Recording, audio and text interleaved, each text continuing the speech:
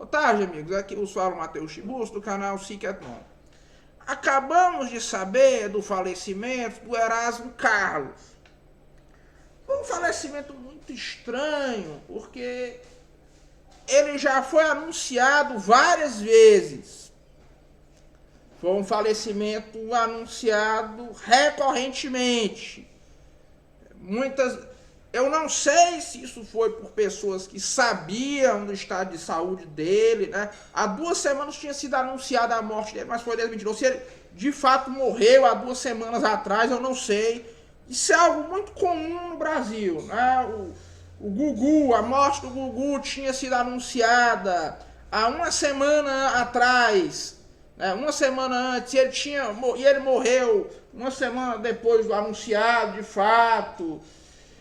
Eu acho isso muito estranho, é algo muito recorrente no Brasil. Eu não entendo muito bem o porquê disso, né? Não sei se é porque é alguma coisa do governo para evitar o pânico, eu não sei. Mas o que é fato é que a morte do Erasmo Carlos foi anunciada há cerca de 1 semana atrás, né? E agora se confirmou que ele morreu. Eu acho isso estranho. Acho isso estranho. Se alguém aqui tiver alguma informação. Aliás, esses obituários que eu faço, né? Sempre é bom que se alguém tiver algum testemunho ou tiver conhecido a pessoa, fale aqui o que foi que você viu, né? Isso é uma coisa muito importante para a memória e é uma lacuna muito presente no Brasil. Bem,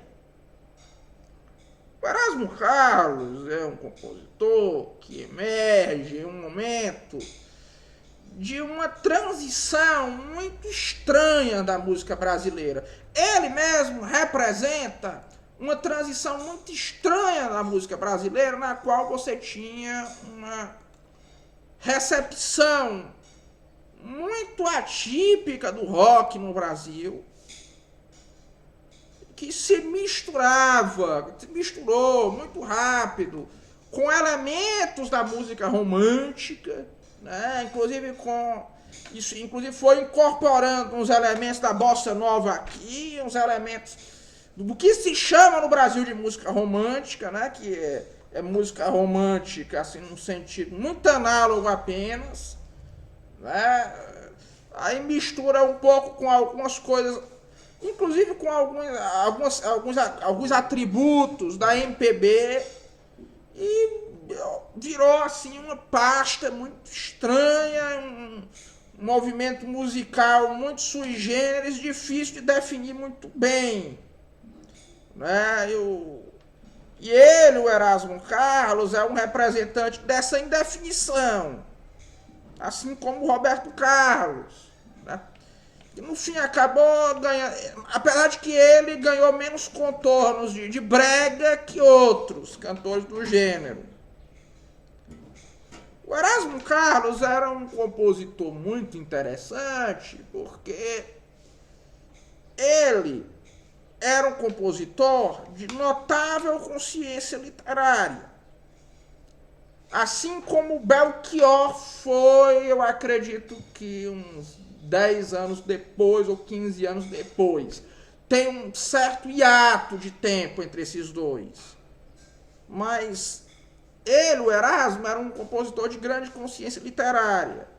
Não tão grande quanto Belchior, mas a música dela, em grande parte, percebia e retratava muito bem essa situação do brasileiro, das grandes metrópoles, em regra, que estavam em um processo muito grande de confusão.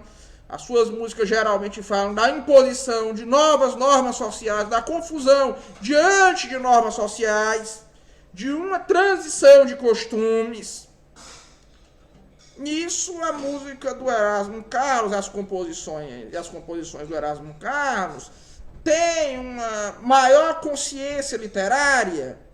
Elas mostram uma consciência literária muito maior que a de outros artistas da mesma época. Ainda que eu não quero aqui... Muita gente não vai admitir isso, Porque a música do Erasmo Carlos não é de essa consciência literária, não é uma consciência política, tá? Seja de esquerda ou de direita. E por causa disso, a esquerda ela também cancelou o Erasmo Carlos. E conseguiu esse cancelamento do Erasmo Carlos, nessa visão de que ele seria supostamente um substituto moral para a música de protesto na época da ditadura, ela conseguiu fazer isso de uma maneira melhor do que conseguiram, por exemplo, com o parceiro dele, o Roberto Carlos.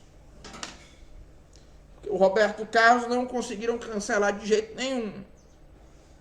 Agora, ao contrário das composições do Roberto Carlos, que tem também o seu mérito, mas por outras coisas, a composição do Erasmo Carlos tem uma notória consciência literária. Ela não é, de modo algum, como muitos esquerdistas quiseram dizer, uma obra em estado de alienação. Ela não é, o que ela não é acima de tudo, uma obra de justificativa política e panfletagem política. Mas, infelizmente, a esquerda teve um maior sucesso nisso do que no caso do Roberto Carlos, né? Enfim, é isso. Mais um ícone cultural que se vai do Brasil, né? E aos que o conheceram, coloquem aqui embaixo o seu testemunho, né? Isso é um grande problema do Brasil. Quando alguém morre, ninguém coloca testemunhos, etc. Por exemplo, nos grupos do Zé Munir Nasser, né? Eu participei muito deles, né? Eu sempre pedi, pessoal, não tem nenhum testemunho aqui do Munir, não, etc. E ninguém fala, né? Se alguém tiver conhecido aqui o Erasmo Carlos, eu acho que tem ao menos uma pessoa, fale aqui, dê o seu testemunho. Pois um forte abraço a todos e até logo.